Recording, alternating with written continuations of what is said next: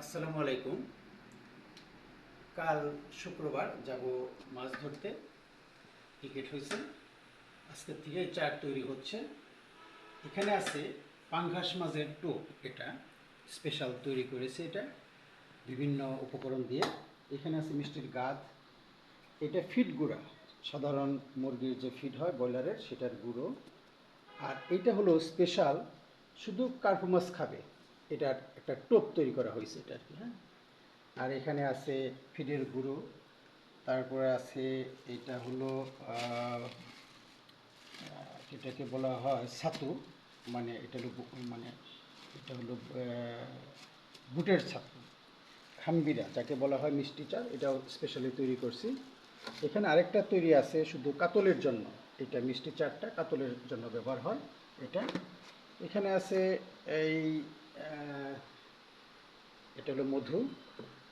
এখানে একটা জিনিস নিছি, যদিও খুব একটা দরকার নাই, এটা স্পেশাল একটা পাউডার, এটা এটা সেন্ট দেয় শুধু আর কি, এটা কাতলের জন্য অ্যাপ্রোপ্রিয়েট। আর এখানে আছে যেটাকে বাংলা বলা হয় সিলভার এবং ব্রিগেড মাছের জন্য তৈরি করা হয়েছে এটা।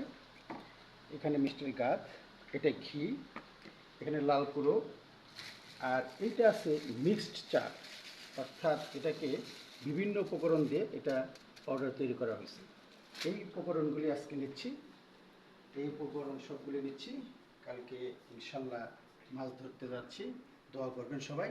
আর এখানে শুধু এটাই শেষ না, আরও আছে। এটা রাইস পলিশ বলা হয় এটাকে, এটাকে রাইস পলিশ বলা হয়। এটা ভালো খায়, রুই মাছের জন্য এটা ভালো।